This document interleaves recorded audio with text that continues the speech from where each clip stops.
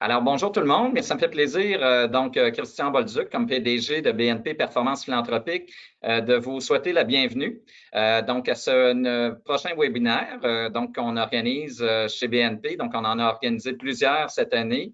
Avec la situation que nous avons vécue et évidemment, on a été à l'affût de la situation au niveau non seulement des organismes, mais aussi évidemment chez nos donateurs pour voir de quelle façon réagit nos donateurs, leur équipe également. C'est un peu dans ce sens-là que nous avons déjà effectué une première consultation auprès des grandes institutions, des grands donateurs, que ce soit sur le plan corporatif, sur le plan institutionnel, le plan également des fondations privées. À ce moment-là, donc, on souhaitait avoir leur point de vue par rapport à la présente situation, comment ils réagissaient, comment ils entendaient agir par rapport à cette situation-là. Donc pouvoir vous revenir avec les résultats de la consultation que nous avons menée autant au printemps dernier, donc au mois de mai-juin, mais également donc les résultats que nous avons reçus aux mêmes questions que nous avons posées en septembre-octobre dernier également. Alors, bien, ça me fait plaisir justement de pouvoir vous présenter aujourd'hui les résultats de cette consultation-là et de pouvoir échanger justement avec un panel là-dessus. Donc, on va procéder à la prochaine. Donc, les conférenciers avec nous aujourd'hui. Donc, on a vraiment un beau groupe de conférenciers et de panélistes qui sont avec nous. M. Danny Bonneville, qui est coprésident des Industries Bonneville, est avec nous. Nous avons également Mme Joëlle Brousseau, qui est directrice commandite et marque chez Desjardins, au mouvement Desjardins. Donc, bienvenue également, Mme Brousseau. Mathias Merci. Touquet. Donc, Mathias, qui est directeur général de la Fondation Luc Maurice, qui apporte aussi le point de vue, évidemment, des fondations privées. Alors, bienvenue à toi aussi, Mathias. Yves Landry, Yves Landry, qui est directeur principal des affaires communautaires chez TELUS et qui est basé à Rimouski. Donc, bienvenue également à Yves également. Et évidemment, moi-même. Bonjour Yves. Alors, évidemment, moi-même qui agis comme modérateur pour l'occasion. Simplement, évidemment, un petit mot pour vous informer un petit peu de la mission chez BNP, mission qui est d'aider à donner vie à votre mission, à relever vos défis, à réaliser vos projets en développant des stratégies en collecte de fonds qui sont performantes et qui génèrent de vrais résultats. Nous sommes maintenant le plus important cabinet conseil dans l'Est du Canada et le second dans l'Est du Canada, mais le second au Canada, alors que nous avons procédé justement à l'acquisition d'une entreprise qui a des activités en Ontario et également dans l'Ouest canadien, et qui porte maintenant le nom de BNP Goldie Canada en Ontario et dans l'Ouest, ça depuis le mois d'octobre dernier. Alors, on est actif maintenant partout à travers le Canada avec évidemment notre siège social ici à Montréal, mais des bureaux régionaux à Toronto, Québec, Ottawa, Moncton et également Calgary. Alors, mission maintenant pan-canadienne. Sans plus tarder, on va vous présenter les résultats de notre étude, en fait, de notre étude Résilience 2020 que nous avons menée, comme je le mentionnais, donc en 2 temps. Une première portion, finalement, au printemps dernier, en mai-juin dernier.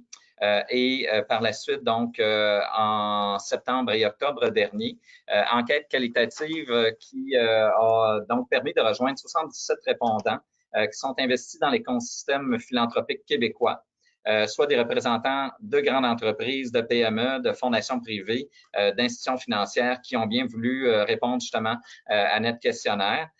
Dont l'objectif était de vraiment connaître l'impact de la crise de la COVID sur les contributions en partenariat, en dons et en commandites, de même qu'également sur l'implication bénévole des équipes de ces entreprises-là, de ces organisations-là, afin de dresser un portrait évolutif de la situation. L'enquête a été menée au printemps dernier, de même qu'à l'automne dernier. Alors, ça me fait plaisir de pouvoir vous transmettre aujourd'hui les résultats de cette démarche réalisée par BNP. Donc, en termes de résultats, évidemment, on était évidemment un petit peu inquiet au départ sur l'impact de la crise auprès de nos donateurs, de nos organisations qui contribuent à nos OBNL ici au Québec.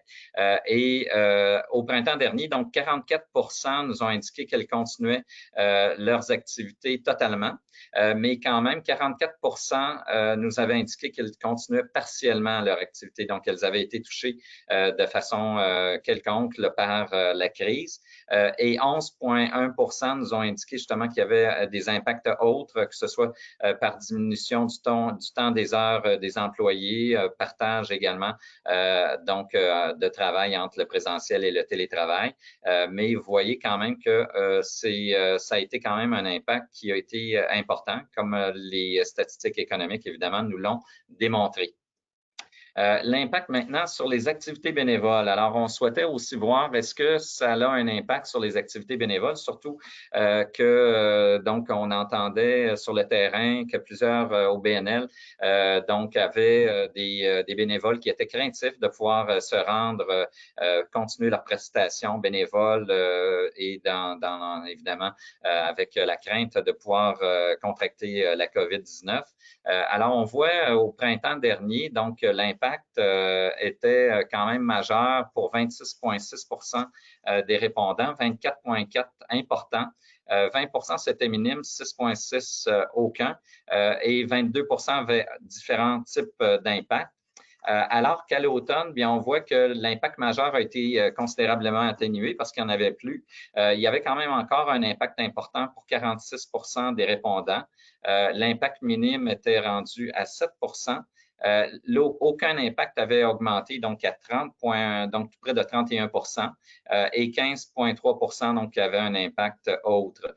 Donc, on voit quand même que l'impact demeurait relativement important à l'automne, mais qu'il y avait eu quand même une certaine amélioration au niveau donc du bénévolat effectué par les membres des équipes des donateurs qui ont été qui ont participé à notre démarche justement autant l'automne qu'au printemps dernier. Alors, on voit que graduellement, cet impact-là s'atténue, mais demeure quand même assez substantiel chez les équipes de nos donateurs.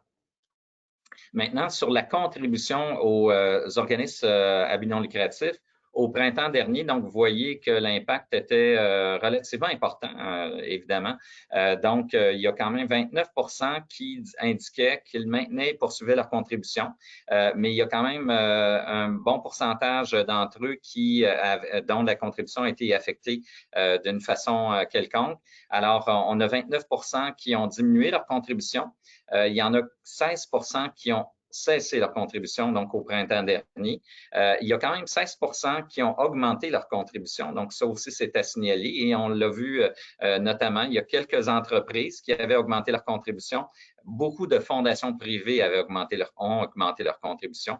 Alors ça, évidemment, on va pouvoir le partager plus tard avec nos panélistes, mais ça, je pense que ça peut être c'est digne de mention. Mais on voit quand même que c'est un impact assez important pour tout près de 44% là, finalement des entreprises qui ont eu un impact là, soit d'un arrêt complet des contributions ou soit une diminution des contributions. Lorsqu'on pose la même question finalement à l'automne, en septembre et octobre dernier, donc on voit que le pourcentage de ceux qui maintenaient et poursuivaient leur contribution avait augmenté à 41%. Donc on voit quand même une progression de ce côté-là, ce qui est relativement positif. La diminution des contributions est passée de 29 à 19%, donc une diminution quand même sensible aussi.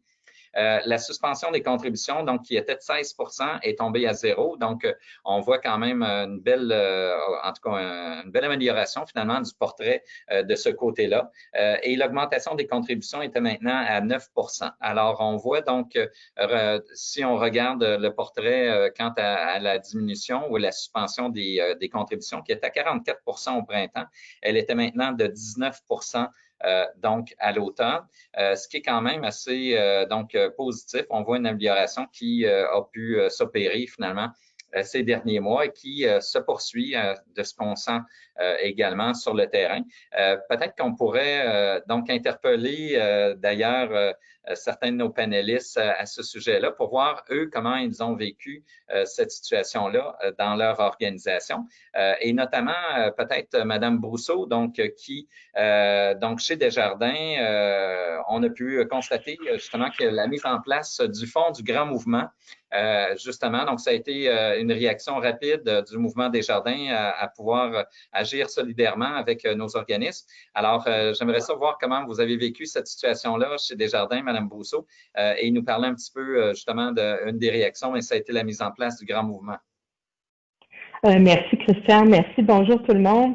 Effectivement, le Fonds du Grand Mouvement, ben, on puise ça dans notre mission en partant. Là. On n'est pas déconnecté de la mission de notre organisation. On est là pour enrichir la vie des personnes et des communautés. C'est quand un événement arrive comme ça, une pandémie arrive comme ça, surtout de façon extraordinaire, ben, on est encore tout aussi connecté dans notre mission. Et on doit être un leader socio-économique. Desjardins, on est dans toutes les régions, tous les milieux maintenant au pan-canadien. Donc, on doit agir et accompagner les personnes et les communautés à s'en sortir.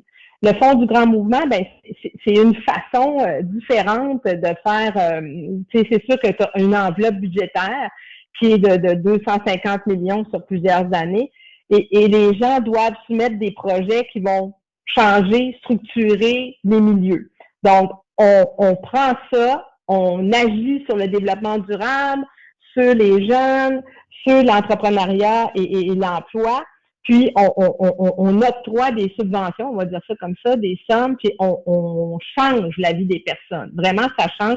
Pour ceux qui ont vu peut-être les campagnes publicitaires qu'on a faites dernièrement, puis on va avoir une grande émission là à Radio-Canada en primaire. Là. Je sais que le monde aime les primaires, on dit ça. Dans le fond, à la fin de la journée, c'est qu'on met en scène des organismes qui font vraiment une réelle différence sur le terrain auprès de personnes vulnérables, notamment dans la pandémie. Là. On l'a vu, là, ça change la vie des gens. Fait que oui, on a maintenu, on ne changera pas. Je pense que ta question, Christian, c'était est-ce oui, on a maintenu comme à peu près 29 à 40 des organisations qui se sont fondées.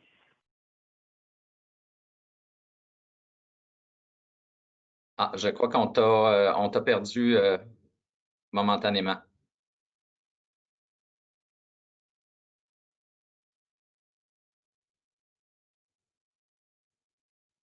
Ah, OK.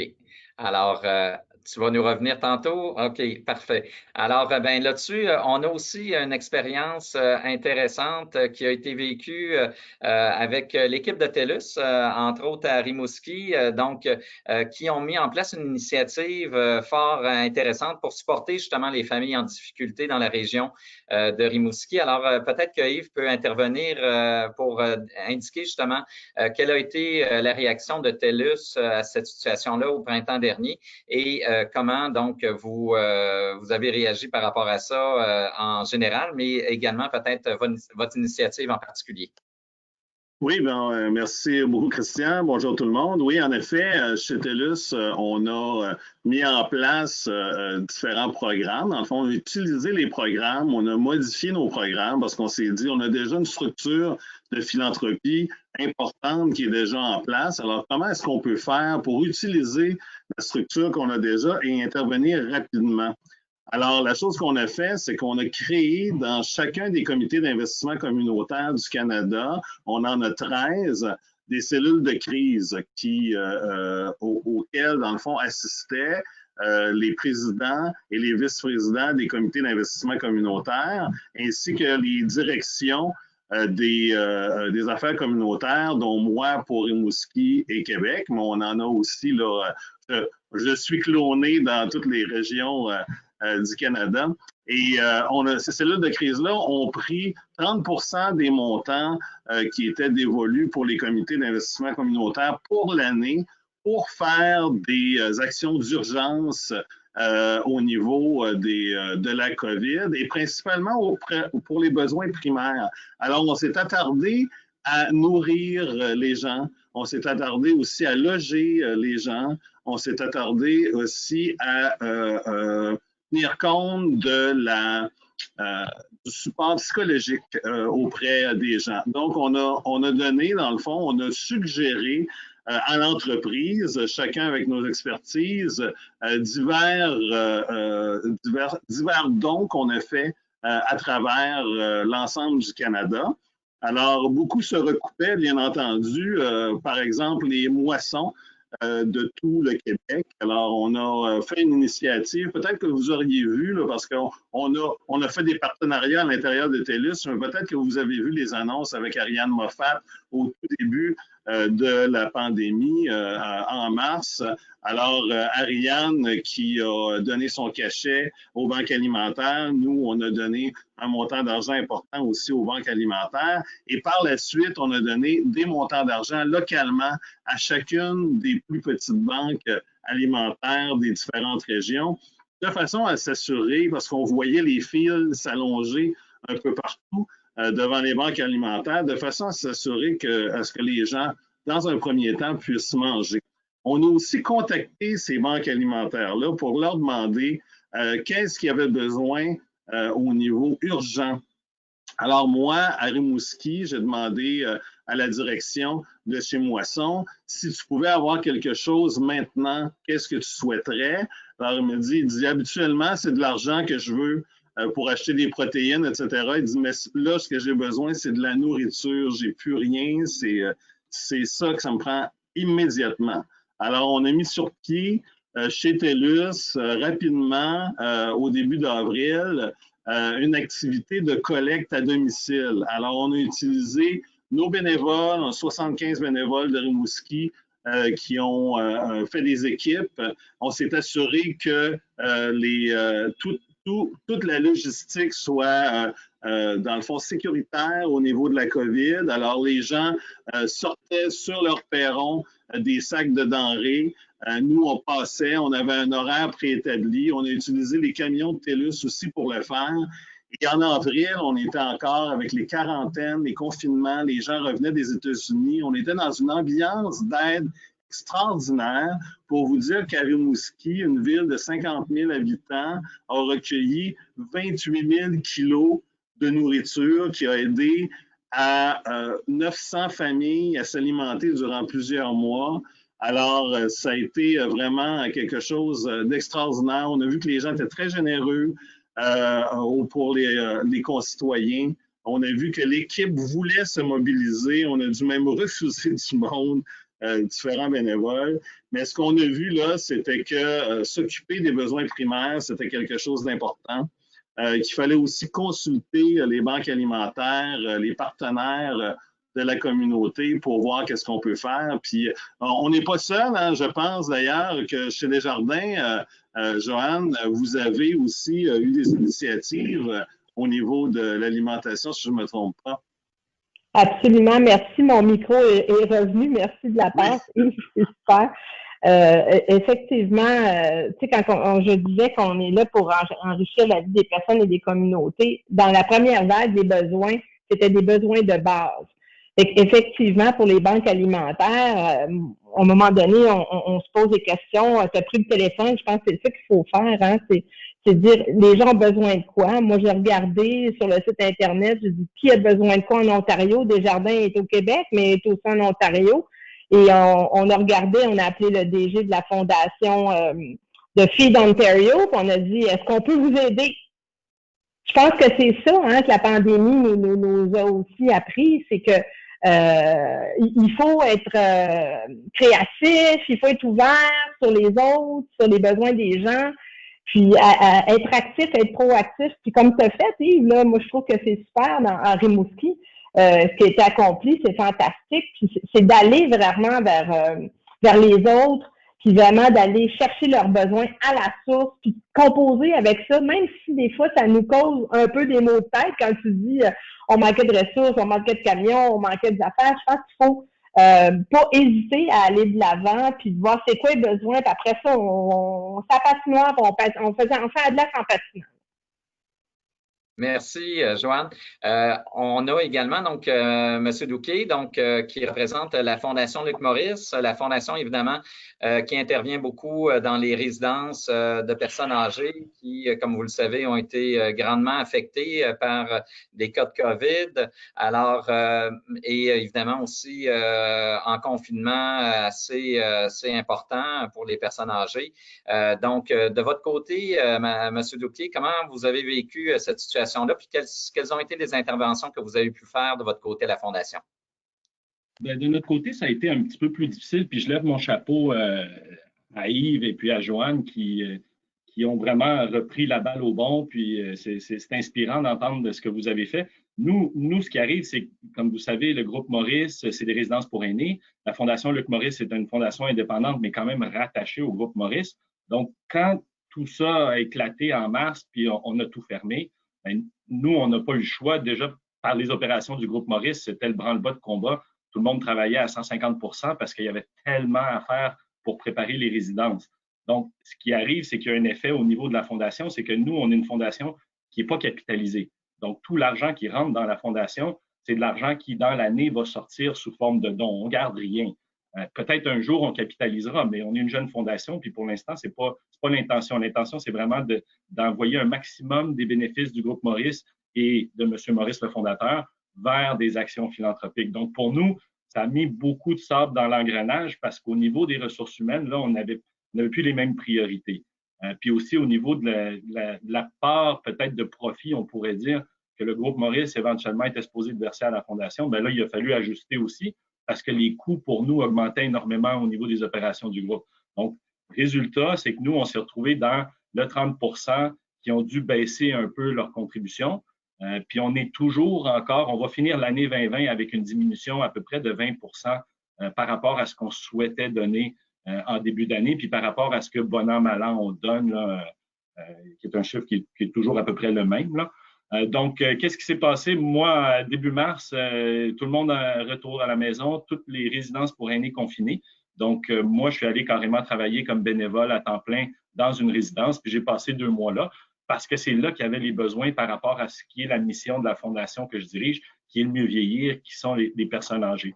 Donc, ça a été beaucoup de bénévolat au départ, mais après ça, à un moment donné, quand le déconfinement est arrivé, là, il y a une possibilité, les personnes âgées étaient beaucoup plus responsabilisées, beaucoup plus libres de poursuivre leur vie. Donc, moi, ça m'a débloqué beaucoup de temps.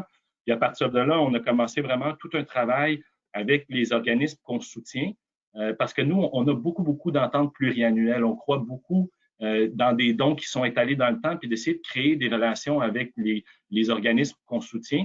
On ne veut pas faire ça pour 1 an, on veut faire ça pour plusieurs années. Mais le problème avec ça, c'est que nous, on s'est retrouvés comme on avait un petit peu moins de sous et beaucoup de promesses. Bien, il fallait honorer toutes ces promesses-là. Donc, ça, on était correct, on était suffisamment prudent, on avait l'argent pour honorer les promesses, mais ça laissait moins de marge après pour faire des nouveaux projets. Donc, on s'est mis beaucoup quand même à travailler avec les organismes pour s'assurer que l'argent qu'on leur avait déjà versé ou qu'on allait leur verser pouvait servir, parce qu'il y a beaucoup de projets qui ont été mis sur la glace. Et c'est là qu'on a découvert quand même qu'il y avait une portion pas très grosse, mais quand même suffisamment importante de projets qui étaient sur la glace. Puis là, ça a été un travail entre nous et les organismes pour dire, bien, est-ce qu'on peut peut-être attendre avant de vous faire le versement, on vous le fera plus tard. Ça nous permettrait de donner l'argent à quelqu'un d'autre qui en a besoin en ce moment. Donc, on a fait beaucoup je dirais, un peu de patchage de cette façon-là pour ne pas laisser l'argent dormir et essayer de la mettre le plus possible au profit là, de la. Et je pense que vous avez mis en place un projet iPad pour les personnes âgées, Mathias. Hein? Bon, après ça, oui, effectivement, là, je m'en tenais là. Nous, je me suis dit, écoute, si on a moins de sous, ça ne veut pas dire qu'on peut avoir moins d'impact nécessairement. Donc, on s'est mis avec plusieurs partenariats. Le projet des 400 iPads, où on a livré 400 iPads à 40 CHSLD différents, ça a été fait conjointement avec 3 autres fondations. C'était une initiative de Jean-Pierre Léger avec Marguerite Blais. Il y avait la fondation de Sandra et Alain Bouchard qui étaient là aussi, la fondation de la famille Godin. Donc, on s'est mis 4 fondations, 3 familiales puis une corpo. On s'est mis les 4 ensemble puis on a livré les 400 iPads. Moi, j'ai donné des conférences avec l'AFP. On a participé au défi post-COVID qui a été mis en place, entre autres, par le Desjardins Lab puis le Coopératon. Donc, encore un bon coup là, de Desjardins. Nous autres, on a participé à ça comme genre de mentor, je vous dirais, pour les startups qui avaient des projets. Il y a le Forum Habitat, qui est 1 et 1 font 1000, qui est un magnifique projet artistique qui est en branle en ce moment. C'est un projet sur 3 ans, donc on participe à ça aussi. Écoutez, il y en a tellement là, des initiatives fondations. Non, mais Mathias, vous avez quand même agi beaucoup, là. C'est très humble que vous dites là, vous êtes une jeune fondation. Je pense que vous avez eu beaucoup d'impact. Tu sais, quand on parlait des 400 iPads, on parlait de toutes ces actions-là. C'est des choses qui font beaucoup de différence pour des personnes aînées, hein, des publics qui ont été parfois délaissés là, dans la société. C'est vénérable, moi, je trouve. Ouais, puis on dit aux collecteurs de fonds en ce moment, vous devez être ingénieux parce que c'est plus compliqué d'aller chercher des dons. Je pense que nous aussi, on a cette responsabilité-là de l'autre côté de la médaille, d'être un peu ingénieux. Il y a plein de choses qu'on peut faire quand on a un peu moins de ressources, mais qui font quand même une grosse différence. Puis là, écoutez, je vous montrerai mon bureau. Là, j'ai caché les boîtes. Là. On est en train de préparer 5000 boîtes repas qu'on va livrer aux petits frères, mais aussi à 25 autres organismes qui sont dans les communautés où on a des résidences. Donc, tu sais, ça, on pousse très fort pour au niveau de l'alimentation, vous l'avez dit, là, c'est un besoin qui est criant en ce moment. Donc, on participe tous les employés du groupe Maurice bénévolement à faire des boîtes et des boîtes et des boîtes de repas. Donc, oui, il y a plein de petites choses qu'on peut faire là, pour se garder occupé et faire une différence. Merci, Mathias. Nous avons aussi avec nous Monsieur Bonneville, donc Danny Bonneville, qui peut peut-être nous transmettre un petit peu comment a été vécue finalement la COVID chez vous au niveau des opérations, puis aussi au niveau évidemment de votre implication communautaire. Est-ce que ça a eu un impact évidemment au niveau de l'entreprise? Alors, ce serait intéressant d'avoir votre point de vue, Monsieur Bonneville. Merci. Nous, chez Bonneville, il y a à peu près 15 ans, on a décidé de se créer une mission philanthropique. Donc, au début, on ne savait pas trop exactement où ça nous amènerait, c'était quoi les actions qu'on devait poser, mais on savait qu'on devait faire quelque chose. On n'a pas voulu partir de notre propre fondation. On voulait concentrer 100% de nos efforts, pas à gérer une fondation, mais plutôt à aider certaines fondations auxquelles on avait à cœur. La pandémie a frappé les entreprises de façon très aléatoire. Il y a des entreprises que, durant la pandémie, réussissent très, très bien, au-delà du normal. Il y a des entreprises qui réussissent très mal et que la pandémie a frappé très fort. Les fondations sont parmi les entreprises ou les organismes qui ont été frappés en général très, très fortement par la pandémie. Donc, les fondations avec lesquelles on travaille, définitivement, ont été touchées de façon importante. Et pour nous, chez Bonneville, ce n'est pas juste de faire un don aux fondations. Notre mission philanthropique nous a amené à agir de bien des façons différentes, oui, de contribuer, mais aussi de prêter notre chapeau d'entrepreneur à ces fondations-là. Si on est rendu, ce qu'on est rendu là, Bonneville, c'est parce qu'on a des entrepreneurs dans l'entreprise, on a ça dans le sang, on est rendu à la 4e génération. Donc, on s'est dit, faut faire bénéficier nos fondations auxquelles on a à cœur notre leadership puis notre entrepreneurship pour favoriser puis donner et avoir un effet de levier énorme pour nos fondations. Donc, certaines fondations, par exemple Opération Enfants Soleil, où on bâtit la maison Enfants Soleil depuis 6 ans, où ce que je suis membre du CA, où ce que aussi j'ai créé pour eux la nouvelle certification Entreprise Enfants Soleil qui certifie les entreprises qui ont à cœur les enfants malades du Québec et qui permet à Opération Enfants Soleil d'aller chercher des sous d'une façon originale et vraiment distinctive. C'est sûr et certain qu'Opération Enfants Soleil sont fait frapper très fortement par cette pandémie-là. Ils ont cancellé plusieurs activités. Il y avait une loterie qui était une loterie voyage, je ne me trompe pas. C'est sûr que la loterie voyage a pris le bord pas mal, hein, c'est certain. T'sais. Et la plus grosse source de revenus après le Téléthon pour Opération Enfants Soleil, c'est la loterie de la maison.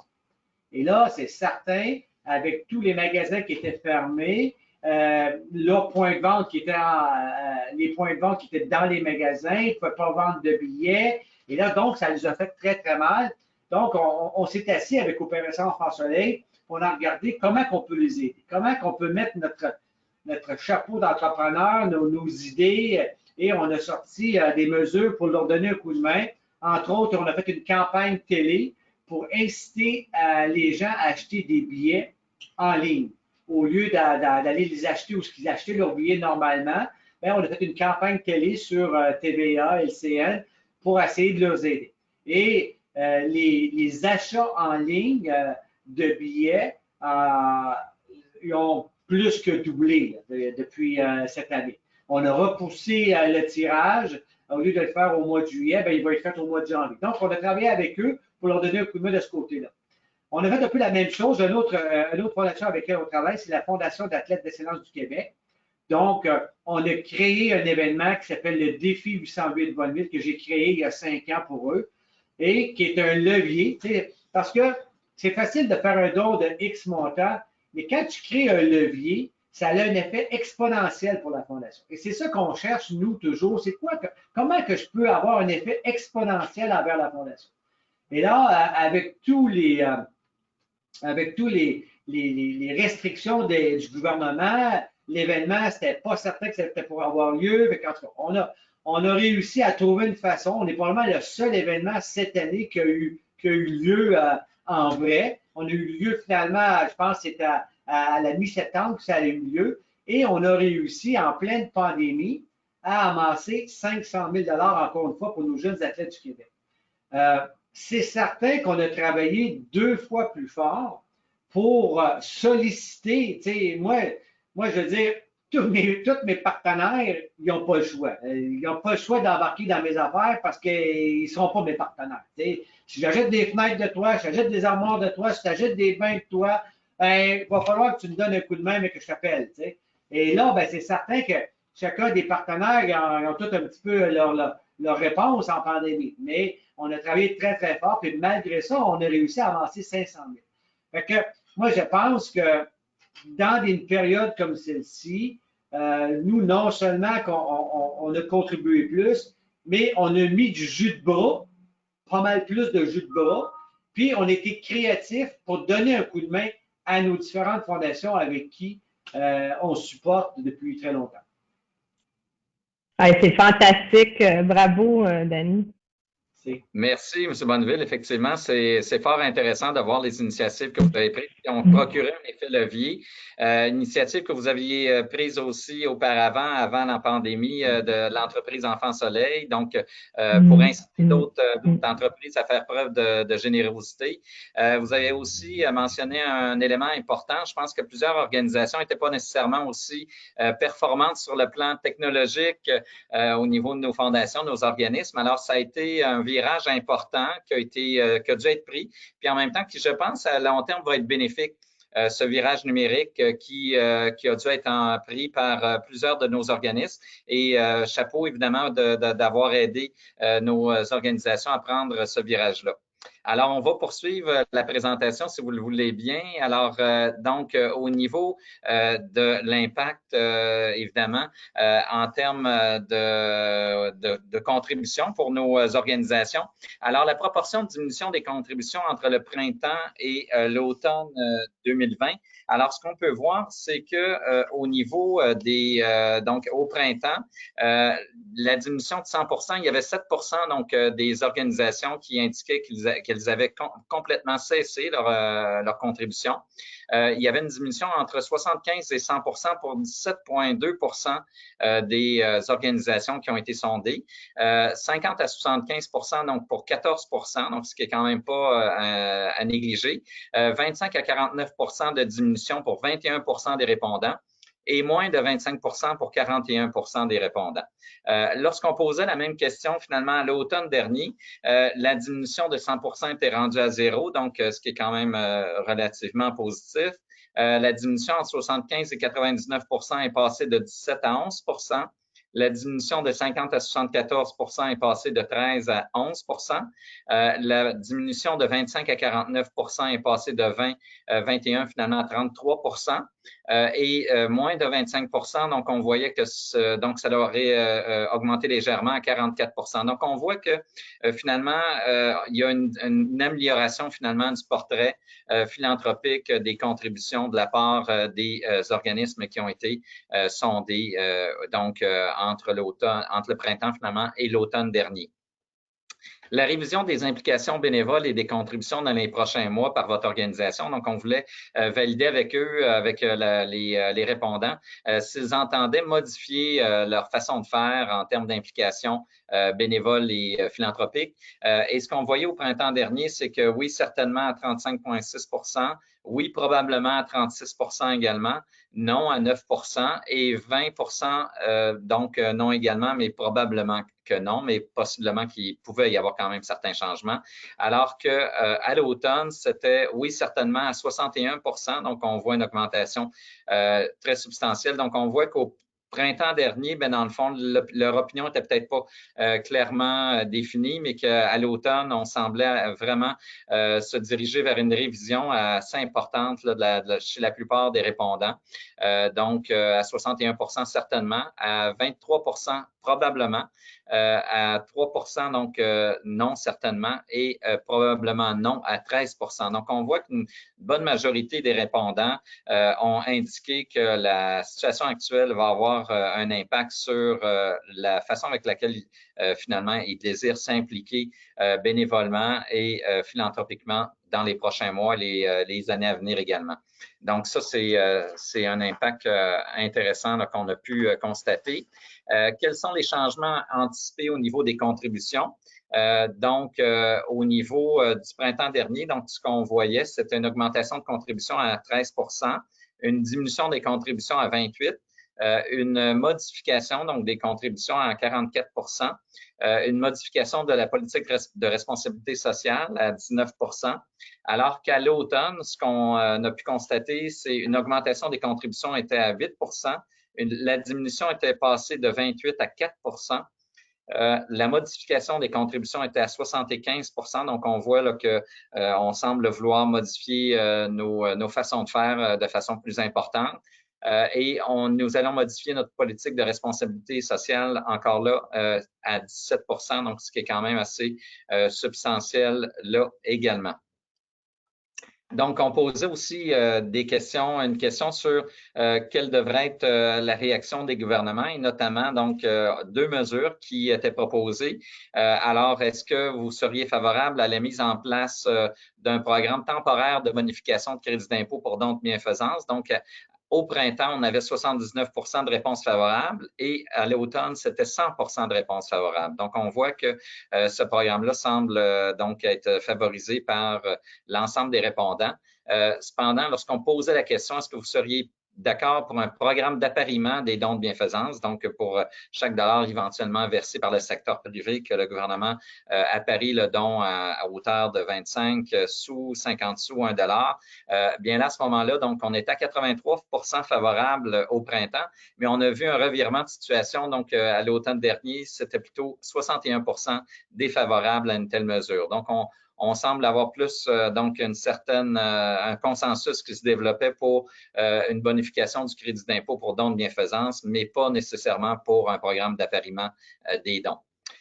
Donc, ce qu'on retient finalement comme tel au niveau de l'enquête que nous avons menée, c'est que les entreprises dont les revenus ont été affectés négativement, on prévoit évidemment modifier leur contribution au secteur philanthropique en 2021 selon les résultats de l'année écoulée, donc qui les a affectés évidemment de façon importante. Cependant, les fondations privées ont poursuivi, dans certains cas, ont même augmenté leur appui financier aux organismes. Alors ça, c'est très, très favorable. Ça a compensé une partie des pertes donc, qui ont été essuyées au niveau du secteur corporatif. L'évolution des contributions, donc on a pu constater également que 29 des répondants ont maintenu leur contribution au printemps, alors que c'est maintenant 40 à l'automne. Donc, il y a une tendance à l'amélioration qu'on a pu constater entre le printemps et l'automne et qu'on donc tendance qu'on sent se poursuivre également dans les prochains mois. Alors, donc, sur ça, bien, je vais peut-être inviter justement nos panélistes à échanger sur certaines questions. Donc, en tant que donateur, est-ce que vous continuez à contribuer aux causes qui vous tiennent à cœur ou est-ce que vous avez décidé d'orienter vos contributions autrement compte tenu de la situation? Alors, sur ça, bien, j'inviterai un des panélistes peut-être à nous indiquer un petit peu son point de vue. Je peux bien y aller parce que ce ne sera pas très long comme réponse. Nous, on se réveille le matin, on pense aux personnes âgées. On se couche le soir, on pense aux personnes âgées. Donc, c'est impossible qu'on modifie la mission de la Fondation Luc Morris. C'est trop clair, puis notre fondateur est trop passionné du vieillissement pour qu'il puisse y avoir une modification à ce niveau-là. Mais c'est sûr qu'il y a un équilibre que nous, on essayait d'avoir entre soutenir des projets porteurs avec une vision long terme, puis réparer des bobos court terme parce qu'il y a un besoin dans la société qui est immédiate et criante. Peut-être qu'on va mettre un petit peu plus de sous qu'on le ferait normalement dans les problèmes immédiats, tout simplement parce que les besoins sont très, très grands.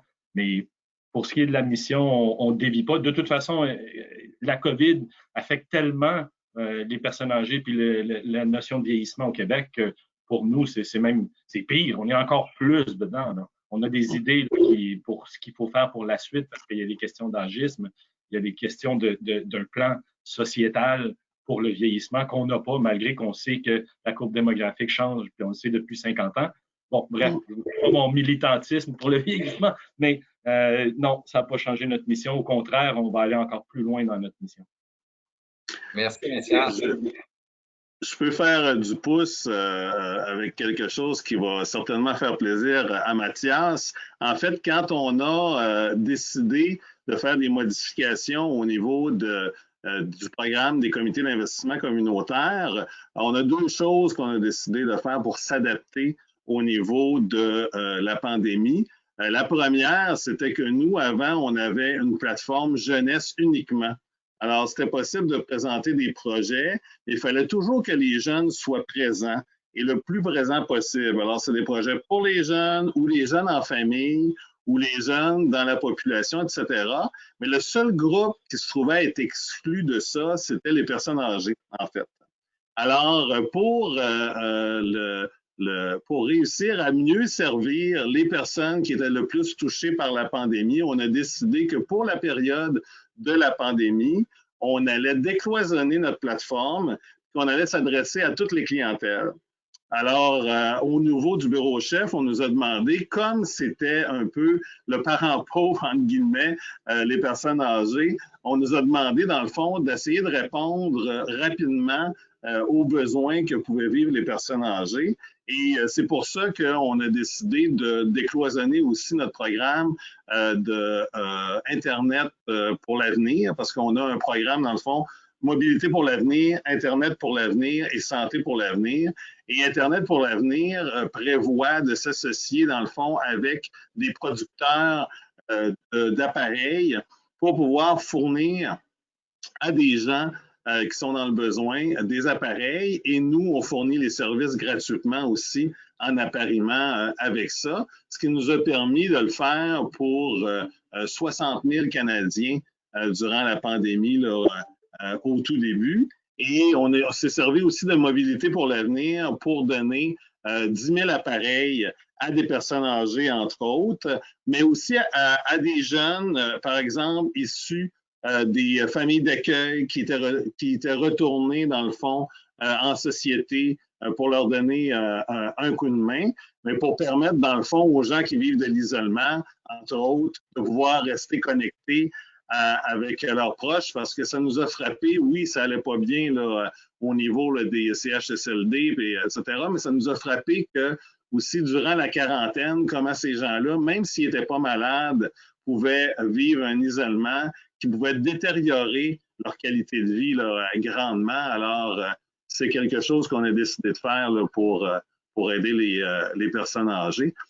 Puis, je voudrais juste rajouter que oui, on a décloisonné la clientèle, mais ça ne veut pas dire que ça va revenir comme c'était avant. Donc, je pense qu'on a vu tout le bienfait qu'on pouvait faire au niveau de la clientèle des personnes âgées.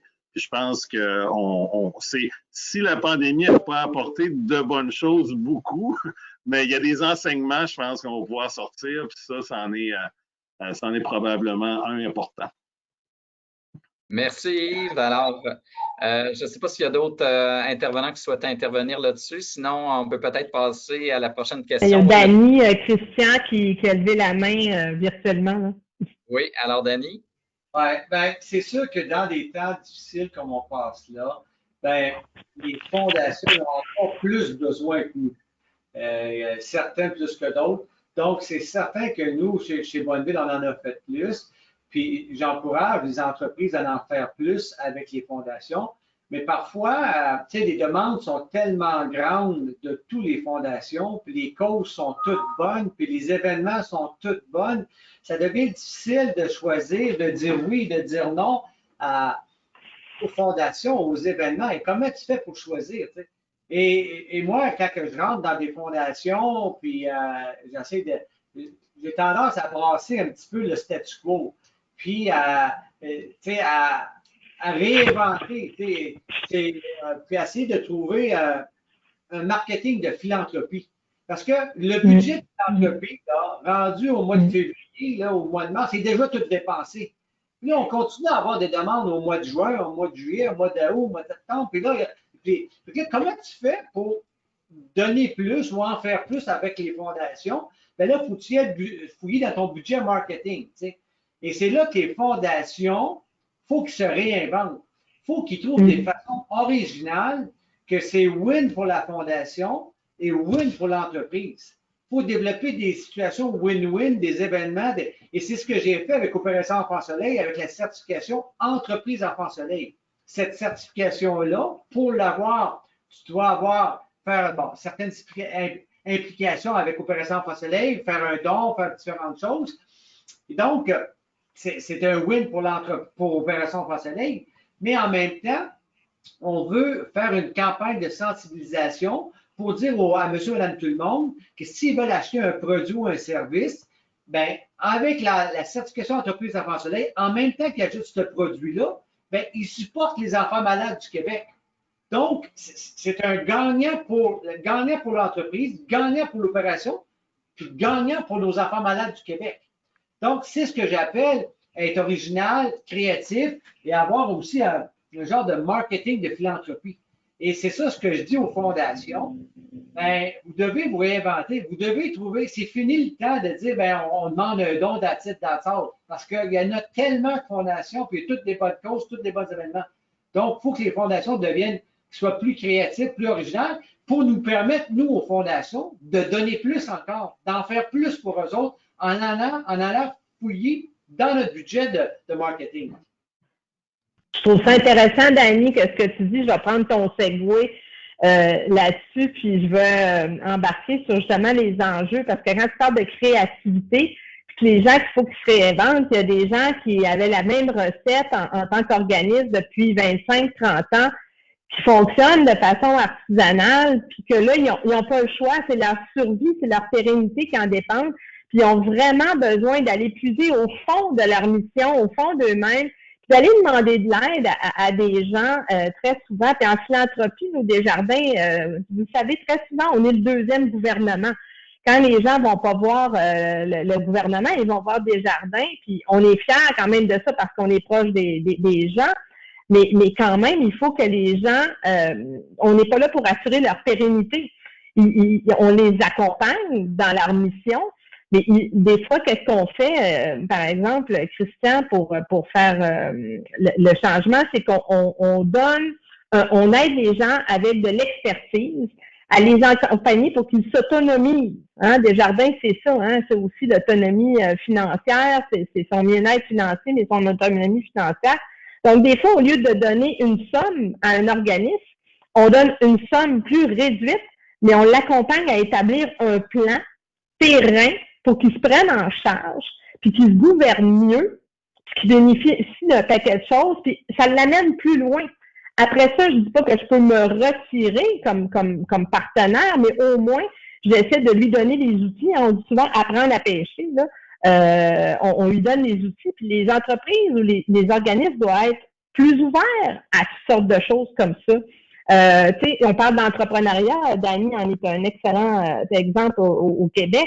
Et c'est comme, il faut que les gens soient beaucoup plus proactifs, plus créatifs, plus entreprenants, qu'il y ait un peu plus de gosse, entre guillemets, pour aller plus loin avec leur mission. Puis, un des enjeux que les gens vont faire face, les organismes, c'est qu'à un moment donné, tous les petits organismes ont toutes des administrations, systèmes d'information, ressources humaines, plans marketing.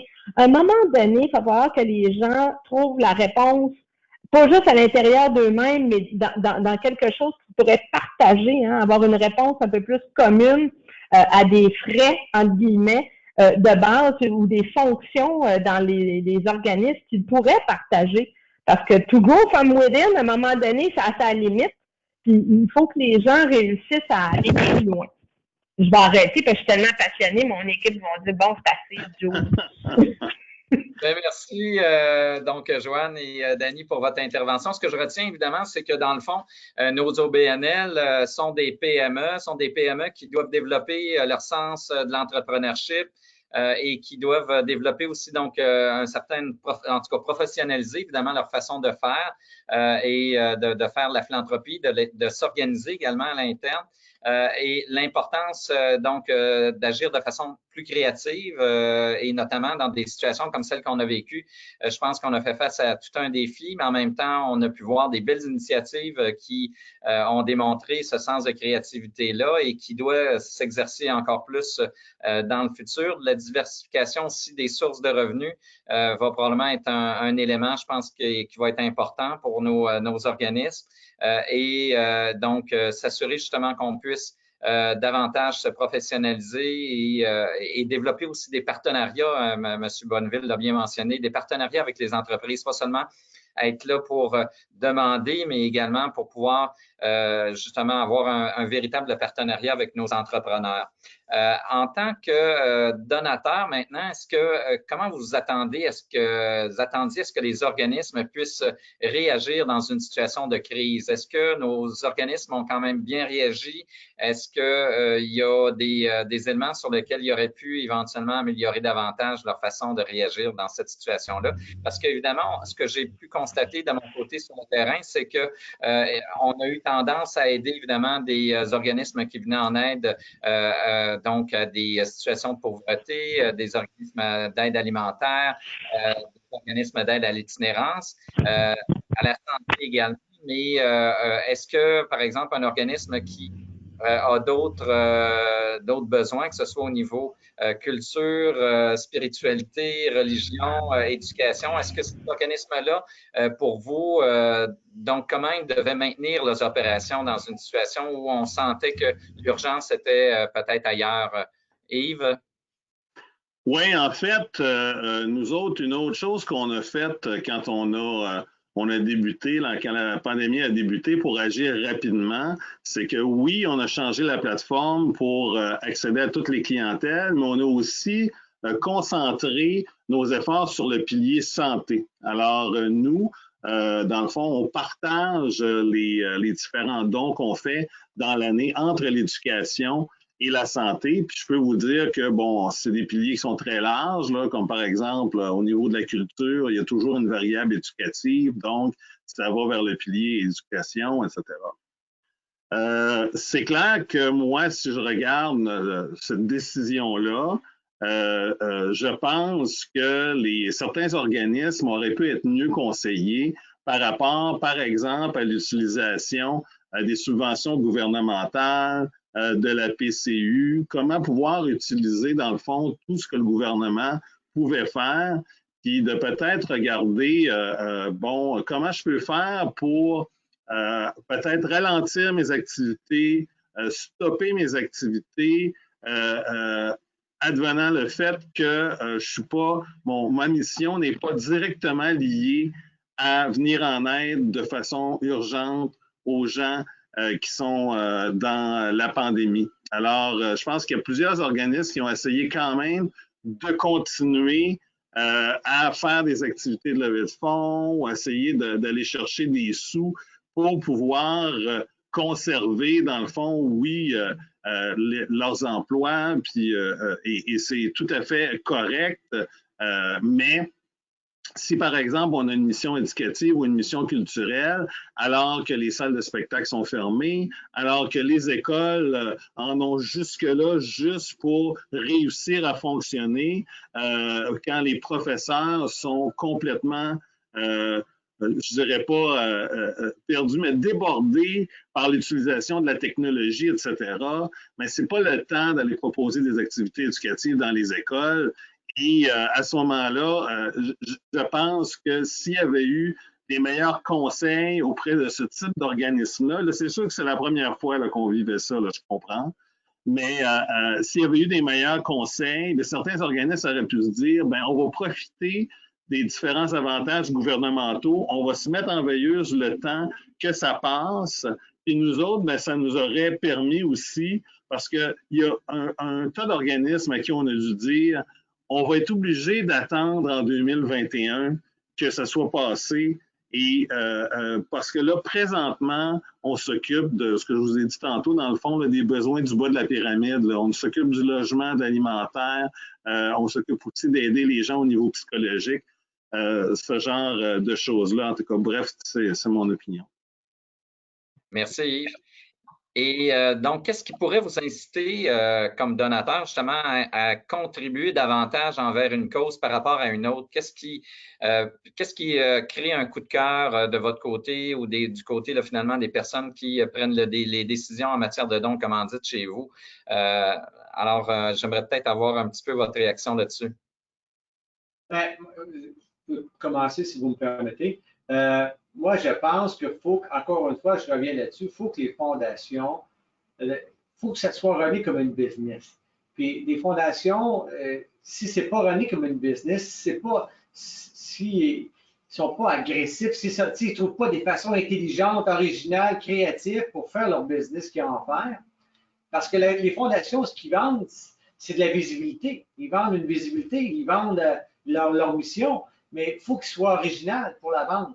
Et s'ils ne sont pas capables d'être originaux, créatifs, ben, avant longtemps, ils vont finir deuxième parce qu'il y a une compétition énorme pour chaque don que les entreprises ou les particuliers veulent faire. Il y a une compétition énorme. C'est sûr que nous, chez Bonneville, on cherche à faire des partnerships avec les fondations. Oui, on est prêt à embarquer dans toutes sortes de choses, mais on veut faire un partnership. Puis comment qu'on peut avoir une relation de partenaire, comment qu'on peut avoir l'effet de levier. C'est plus juste de faire un don. Il faut penser vraiment out of the box.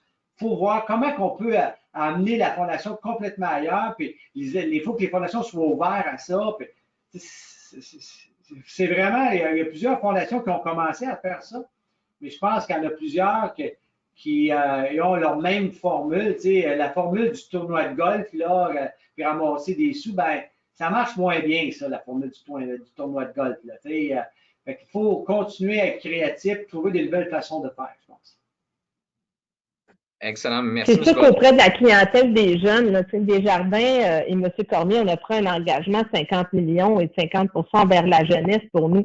Si quelqu'un nous arrive avec un projet qui touche les jeunes, qu'un jeune est équipé pour l'avenir, qu'il est éduqué, qu'il est en santé mentale, physique, qui est un citoyen actif, puis contributif, bien, c'est sûr que ça, mettons qu'on va le regarder de plus près.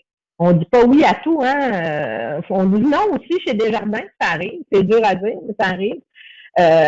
Mais si on a un projet qui est structurant, que ce soit pour de la persévérance scolaire, pour du 6-12 ans, du 18-30 ans, puis que ça s'inscrit dans notre pledge, dans notre engagement de M. Cormier et Desjardins sur le soutien aux jeunes qui est équipé, là, réellement équipé pour l'avenir, bien, ça, mettons que je vais l'écouter un petit peu plus. Merci, Joanne. Donc, ce que j'entends beaucoup, c'est l'importance de générer de l'impact, l'importance d'une approche personnalisée donc de développer aussi une relation réelle, là, vraiment de part et d'autre finalement entre l'organisation, mais aussi les besoins de l'organisation, mais les besoins aussi du donateur qu'il souhaite combler de son côté. Est-ce que, évidemment, avec la pandémie, ça fait en sorte qu'on a dû s'ajuster? Souvent, les démarches de sollicitation, souvent au niveau corporatif, étaient faites par des rencontres en face à face. Est-ce que vous avez j'imagine que les organisations ont modifié un peu leur habitude et vous ont sollicité virtuellement. Et comment vous avez vécu cette situation-là et comment vous êtes adapté à cette démarche-là? Mathias? Sauver pas mal de temps. C'est sûr que pour les gens qui sont en collecte de fonds, c'est pas l'idéal. On le sait, une lettre, c'est pas très bon pour avoir des sous. Un appel téléphonique, c'est un peu mieux, mais pas beaucoup, peut-être 8 fois mieux, mais tu restes dans des pourcentages bas. Il n'y a rien comme le face-à-face, il n'y a rien comme créer des liens. La vidéoconférence, pour moi, est un peu un entre-deux entre le téléphone puis le face-à-face. On a le même feeling, mais on se voit. Donc, déjà, il y a du langage corporel qui entre en ligne de compte. Il y a toutes sortes d'indices qu'on peut avoir quand on a du visuel. Moi, je l'ai pas mal vécu. Je l'ai vécu, déjà, j'avais envie d'être plus sur le terrain que ce que je pouvais l'être. Donc, j'étais un peu frustré puis un peu retenu. Alors, la sollicitation virtuelle était salutaire, malgré que c'était pas parfait. Puis c'est là pour rester. Là, je sais qu'il y a un autre point là-dessus, mais donc, moi, je n'ai pas vu grand-chose de négatif parce que, dans le fond, les conversations, tout ce qui est préliminaire, là, ça se fait très bien par Zoom. Surtout quand on sollicite des fondations qui ont un petit peu plus d'habitude, Desjardins, TELUS, nous autres, on en reçoit beaucoup, on a l'habitude de traiter des demandes de dons. Donc, il y a tout un travail en amont qui n'a pas, en tout cas de mon point de vue, pas besoin nécessairement d'être fait en personne. Nous, les rencontres en personne, même avant la COVID, c'était pour peut-être le 5 ou le 10 des organismes qui allaient avoir plus prioritaire par rapport à notre portefeuille de dons. Là. Mais on ne peut certainement pas commencer à rencontrer 120 organismes dans l'année. Je veux dire, c'est tous les jours. Il faudrait que des centaines et des centaines de kilomètres pour pas de temps que ça. Moi, j'ai bien aimé cette approche-là, puis je vois que ça va rester pas mal, puis pas juste en philanthropie, là, à travers tout le monde, à tous nos bureaux. Merci, Mathias. Je ne sais pas s'il y en a d'autres une autre personne qui aimerait réagir. Non, moi, je suis à la même place que Mathias. C'est Desjardins, quelqu'un qui veut de l'argent, dites-vous qu'il va prendre soit le téléphone, il va prendre la vidéo. Donc, son pitch va se faire. On les accueille, on trouve des façons de connecter avec les gens. Puis je pense que ça aide la vidéo, comme tu dis, Mathias, de voir cette interaction visuelle, le body language qu'on dit souvent. Ça aide. Fait que nous, on n'a pas arrêté de recevoir du monde, puis les gens ont voulu obtenir aussi de l'appui. Donc, ça fonctionne. On s'adapte. Excellent. Merci, Joanne. J'aurais maintenant une autre question. Est-ce que vous auriez justement des pistes de solutions pour nos organismes afin de justement leur permettre une meilleure sortie de crise et envisager la reprise qu'on espère plus tôt que tard?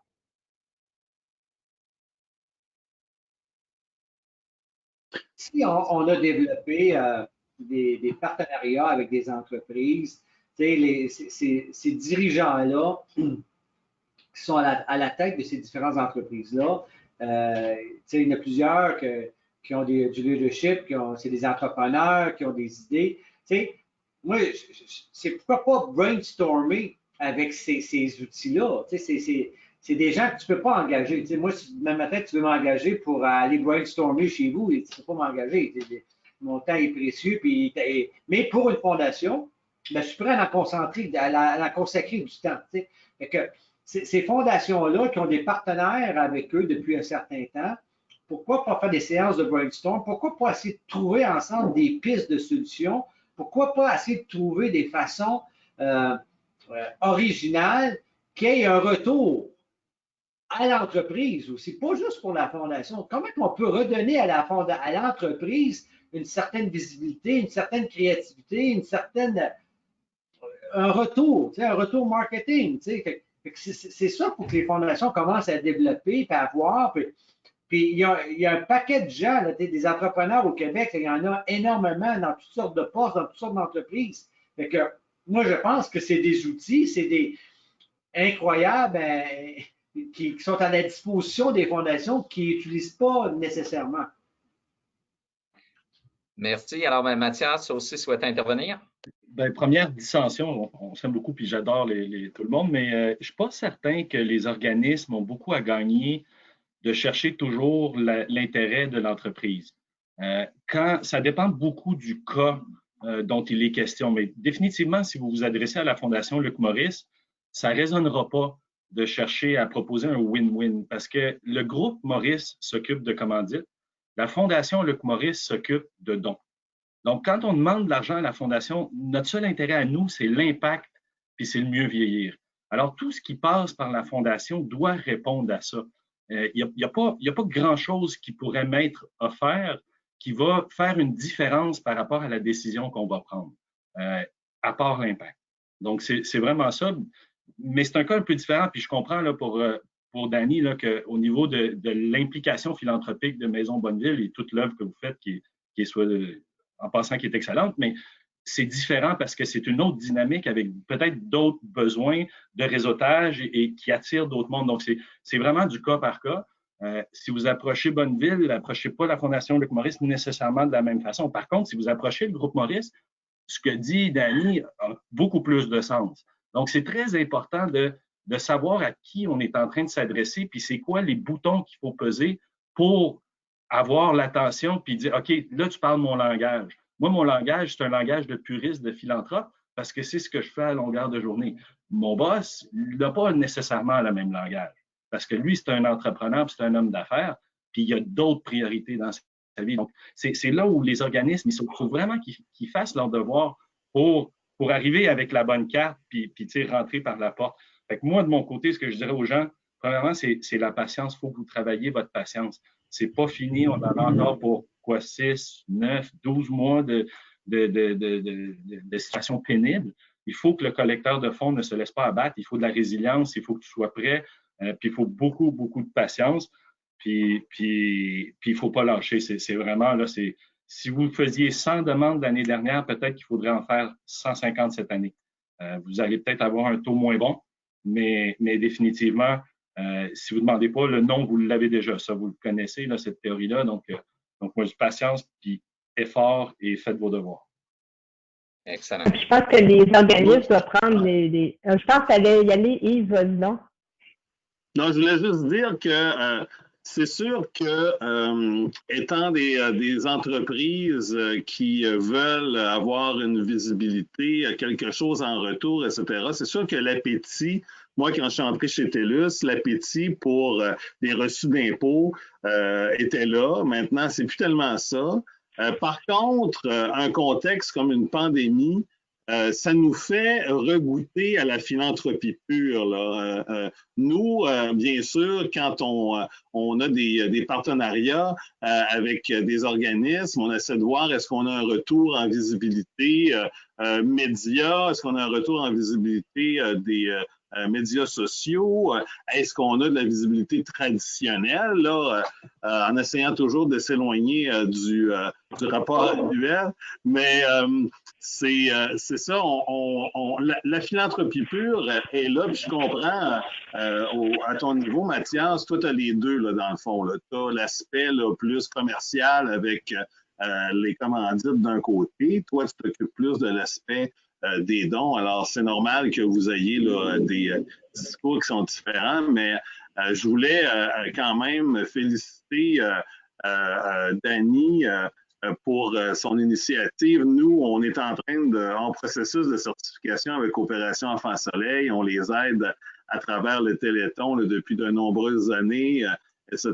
Donc, et on a trouvé que c'était une excellente idée quand ils nous ont parlé de ça. Je pense que de prendre cette avenue-là, c'est une bonne idée d'essayer de voir comment est-ce qu'on peut mettre un petit peu plus de business au niveau des organismes. Et je dirais aussi que arrêter de travailler en silo, c'est un conseil que j'aimerais donner aux organismes parce que souvent, nous autres, on regarde, on nous demande d'être purement philanthropique, puis de voir tout le bienfait dans la communauté, etc. Mais chez les organismes, il y a souvent une compétition que je trouve pas nécessairement saine par rapport à l'argent, puis qui dissonne un peu avec cette volonté-là, dans le fond, dans les missions des organismes, de venir en aide aux personnes dans la communauté. Et j'ai vu des exemples, ils vont sûrement être heureuses que j'en parle aujourd'hui, mais à Québec, on a Sandra Ferguson de la Fondation Sourdine, et Lily Perron de l'école Saint-François, à la Fondation du Centre psychopédagogique, qui se sont mis ensemble pour organiser des événements de levée de fonds. Ces deux personnes qui sont dédiées à leur cause sont excellentes, mais ils ont réussi, dans le fond, à aller chercher autant d'argent à deux, mais en sauvant du temps d'organisation parce qu'une était meilleure dans quelque chose, l'autre était meilleure dans d'autres choses, une avait des meilleurs contacts dans tel... En fait, en unissant nos forces, c'est ça. En unissant nos forces, je pense qu'on peut arriver mieux. Tantôt, il y a quelqu'un qui disait aussi peut-être essayer de partager les dépenses. Oui, c'est ça. Dans les régions, on voit des organismes qui se regroupent dans un même bâtiment, partagent un secrétariat, qui partagent de l'équipement ou différentes choses comme ça. Je pense que c'est quelque chose aussi auquel il faut penser.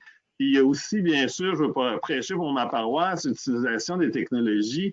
On a vu là que ça nous a sauvé la mise un peu. Oui. Je pense qu'effectivement, comme Mathias disait, il n'y a rien qui remplace le contact humain. Mais je pense qu'il va falloir continuer à penser à des plans B, à des plans C, à des plans D, parce qu'on ne sait pas qu'est-ce qui peut nous tomber dessus. Qui, au lieu de voir une année complète d'activité de levée de fonds réduite à zéro à cause de quelque chose qu'on n'avait pas prévu, ben d'essayer de prévenir un peu plus, puis d'intégrer des choses comme les technologies ou des aspects du plan B là, qui peuvent réussir à prévoir là, beaucoup de choses. Merci. Merci, Yves. Je pense qu'effectivement, le point du partage là, que j'amenais tout à l'heure, là, c'est Christian, tu es une grande courroie de transmission entre les entreprises et les organismes très souvent. Nous aussi, on en est une, mais je pense que d'amener les gens à partager, partager des locaux, partager du personnel, partager de l'expertise, Annie en parlait tout à l'heure. Je pense que on est on est dans un monde où tout devient plus mondial, on va dire ça comme ça. Puis les frontières se rétrécissent de plus en plus, malgré qu'on puisse pas voyager tant que ça, mais c'est quand même le cas. Il faut faire profiter les gens de notre expertise, de nos systèmes, de la gestion de l'information. C'est le virage numérique. Tantôt, Dany disait là, vendre des billets en ligne. Ben ça, qui c'est qui avait pensé à ça là? On voulait faire ça, mais à un moment donné, on est obligé d'accélérer. Je pense que ce que ça fait pour tout le monde, c'est qu'on est obligé d'accélérer. Moi, ma plus grande préoccupation dans mon bureau actuellement, outre plein d'autres affaires, mais sur la philanthropie, il y a des présidences d'honneur qui se passent, il y a des balles, il y a des soupers, il y a des événements bénéfices où nos exécutifs sont présents. Comment on se réinvente là-dessus? On en parlait justement en rencontre ce matin. C'est quoi la réponse de Desjardins? Comment on accompagne les organismes? Et comment les organismes changent leur balle, leur événement bénéfice? Comment on se transforme là-dedans? C'est pas simple, celle-là. Je dois avouer là, que c'est quelque chose qui touche bien des organismes et bien des organisations comme la nôtre. Puis on ne sait pas trop comment la pogner, celle-là. Là. C'est pas d'une évidence, mettons qu'on va dire. Puis la gestion, le partage, je pense qu'il faut ouvrir la machine, arrêter de faire de la territorialité qui n'est plus utile maintenant. Là. Je pense qu'il faut coopérer, ouvrir aux autres et aider les autres. Il faut coopérer, Joanne, hein, c'est ça? Oui, bien sûr!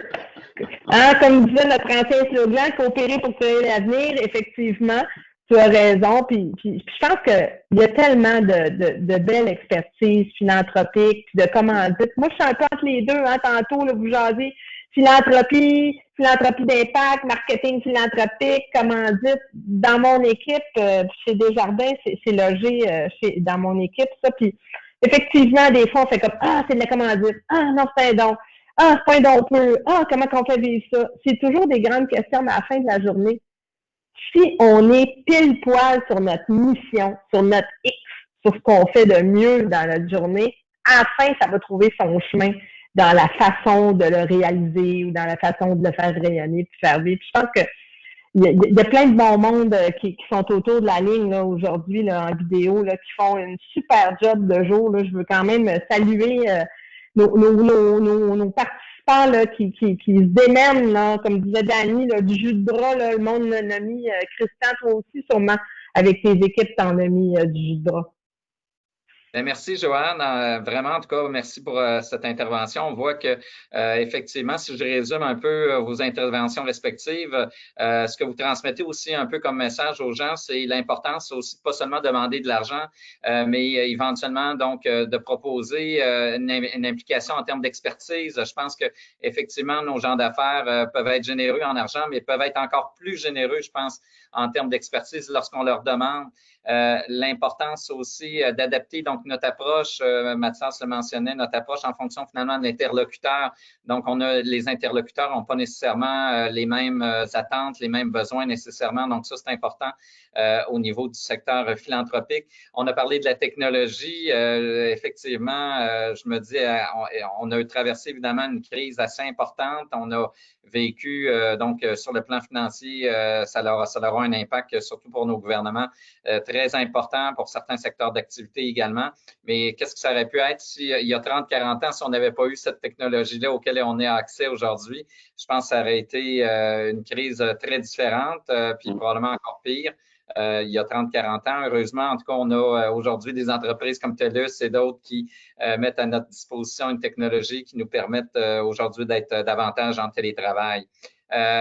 On a aussi, donc, évidemment, on doit regarder un petit peu vers le futur. On a mentionné aussi les événements, donc le questionnement qu'on a par rapport à la multitude d'événements auxquels on était invité auparavant et tout ça a été mis en grande partie sur pause cette année.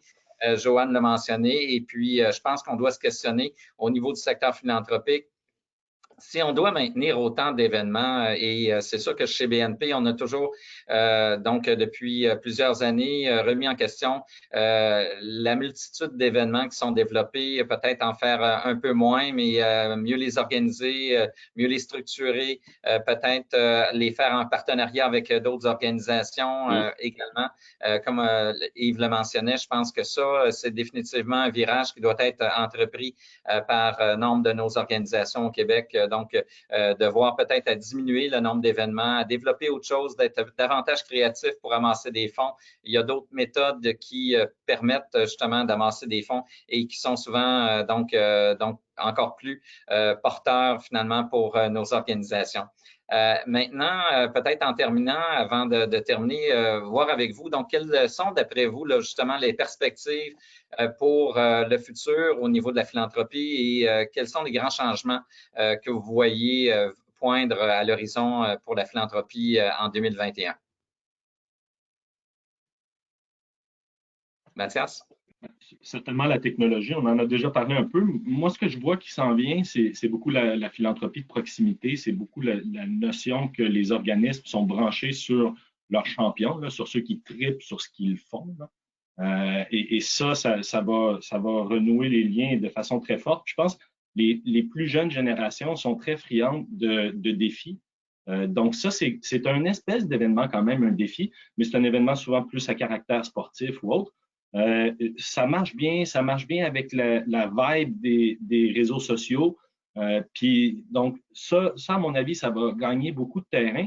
Je suis curieux de voir si à court terme, quand on va avoir passé la période COVID, est-ce qu'on va recevoir 628 demandes pour aller à des événements? Ça, je me demande parce que, puis d'un autre côté, moi, je commence à être un peu tanné, là, les événements. On s'entend, là, quand on en fait plusieurs, à un moment donné, c'est moins drôle que quand on en fait peu. Mais j'ai comme l'impression que je vais avoir hâte en maudit au prochain événement, moi aussi. Donc, peut-être qu'il va y avoir un regain, mais moi, comme tu disais, Christian, moi, j'ai toujours été de l'opinion que les événements, c'est pour faire du réseautage, c'est pas pour collecter de l'argent, parce que le potentiel de collecte d'argent est toujours cannibalisé versus une opération plus traditionnelle de dons majeurs qui donne des résultats beaucoup plus payants en termes de dollars. Et l'événement, tu en as besoin pareil, mais on était comme...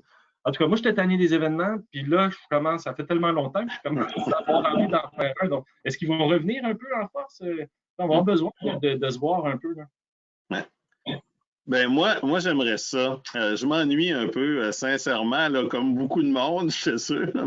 Mais pour moi, un événement, c'est pas juste une façon, justement, tu l'as dit, c'est pas juste une façon d'aider un organisme. C'est là où je fais mon réseautage. Moi, je parle à une multitude de personnes au téléphone, j'envoie une multitude de courriels, etc. Mais ça me donne l'occasion de voir les gens pour vrai, de leur poser des questions, puis d'aller plus loin que ça, puis de créer des relations. Et ça, je trouve que c'est la portion difficile. J'espère qu'il va y avoir encore des événements. Je souhaite qu'il y en ait peut-être un peu moins, là. Mais là, je serai en appétit pour une couple d'années, je pense, pour aller à plusieurs événements. La chose dont j'ai peur, moi, c'est que les gens veuillent remplacer leurs événements, puis que tout le monde se dirige vers les mêmes recettes. Tu sais, on parlait tantôt là, du tournoi de golf on est tanné un peu des tournois de golf, mais là, j'ose pas rien mentionner, là, mais d'un coup que c'est une autre activité complètement, mais que tout le monde s'en aille vers cette activité-là parce que justement, elle respecte les règles de distanciation, etc. Bon, tu sais, une activité idéale, là, puis oui, j'ai le goût de faire des activités, mais la diversité des activités, ça reste important. Merci. Moi, alors, Joanne et Danny, peut intervenir là-dessus? Oui, moi, ce que je dirais, puis je continuerai avec de se réinventer.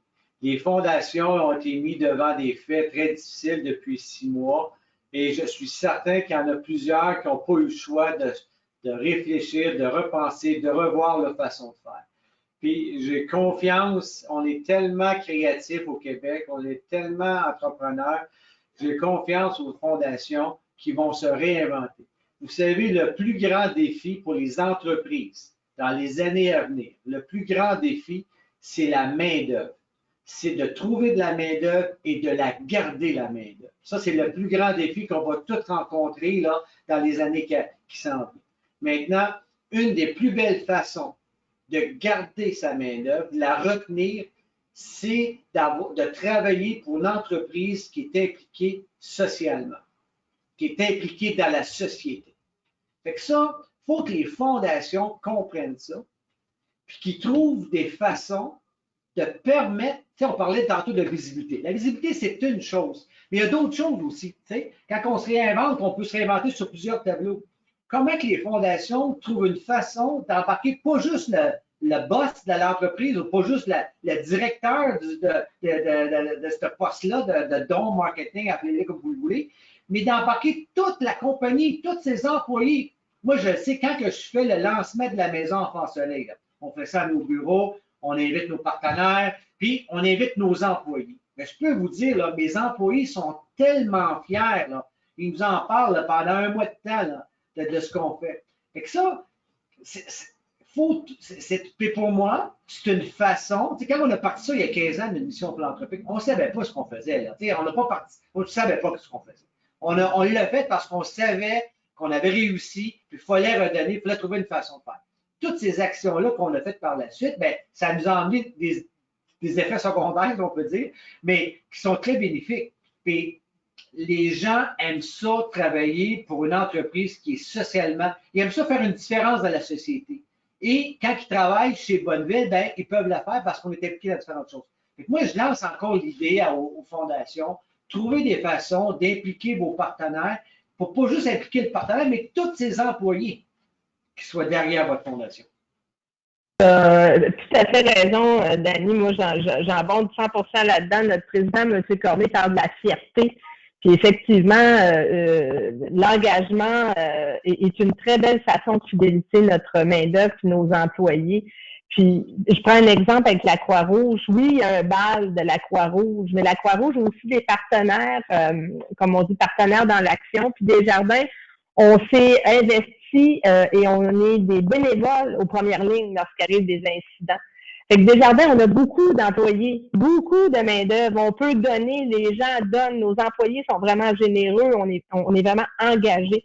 Fait qu'il faut effectivement trouver tu dis réinventer, Dani, il faut se trouver des façons que les organismes ne fassent pas un one-size-fits-all. Il y a plein de clientèle, hein, on parlait des jeunes avec Mathias, que les jeunes mènent les défis. Je pense que les organisations ou les organismes ne doivent plus arriver avec l'approche one-size-fits-all. Il faut vraiment qu'on ait une approche plus chirurgicale, par clientèle, par pertinence. Puis, on le voit, Dani l'a fait avec le défi 808, il y a plein de jeunes en forme, hein? Faut être en forme quand même, faire ça, Dani, là. Il y a plein de gens en forme qui font ça, ils vont chercher le défi. Puis après ça, il y a d'autres types d'engagement, comme engagement Enfant Soleil, qui apportent d'autres choses dans son engagement philanthropique. Mais chez Desjardins, c'est la même chose. Il faut que les gens soient ouverts, viennent nous voir quelque chose de pertinent, puis on va jaser, puis après ça, on continue à construire, puis on ne sait pas dans quoi on s'embarque. Puis après ça, ça fait des grandes histoires, comme d'ailleurs celle du Fonds du Grand Mouvement que tu disais au début, Christian. Là. Merci tout le monde. Excuse-moi, je voudrais juste ajouter une dernière chose. Je pense que aussi le bénévolat, c'est quelque chose qui est important. Oui, donner des sous, c'est correct, le bénévolat. Moi, j'ai plein de gens autour de moi qui sont intéressés à intégrer des comités organisateurs. Alors, au lieu de leur demander seulement qu'est-ce que vous voulez faire, puis décider après, ça fait notre affaire, pourquoi ne pas le bâtir avec eux? Je pense que c'est la solution la plus intéressante. Bonne idée. Merci donc Mathias, Joanne, Dani également de votre participation à notre webinaire ce midi. Je pense que ça a été fort intéressant, des belles discussions qu'on a eues ensemble et évidemment donc un résultat d'un sondage, d'une consultation Résilience 2020 qui, je pense, a été inspirant pour nous insuffler un peu d'espoir. Le message également que vous avez transmis tantôt, l'importance l'implication de l'engagement social pour mobiliser nos entreprises, nos personnels, nos ressources, mais ça va avoir définitivement aussi un impact sur nos communautés. Ce qu'on constate actuellement, c'est un rebond économique, comme on a vu hier au niveau des statistiques. Ça confirme donc que l'économie devrait s'améliorer. C'est de nature à améliorer la confiance. Éventuellement dans les prochains mois et par la suite, bien, lorsque la confiance s'est installée, bien, la générosité habituellement suit également par la suite. Alors, chez BNP, on prévoit vraiment un retour graduel à la générosité en 2021 de façon à pouvoir vraiment être de retour en force au niveau philanthropique d'ici la fin 2021, début 2022. Alors, on vous incite à être résilient. C'est un peu la thématique de notre thématique aujourd'hui, de notre étude également. Et on souhaite également, on vous souhaite bonne chance pour traverser les prochains mois. Donc, encore en santé et évidemment en santé financière puis en santé évidemment physique également. Alors, merci à nos panélistes, merci à nos participants. Merci Christian, vraiment, c'est très apprécié de nous mettre ensemble. Ça prend des gens qui regroupent les gens ensemble. Beau leadership, Christian, vraiment apprécié. Au plaisir de se revoir et de se reparler. Oui, au revoir tout le monde. Bye bye les amis, merci.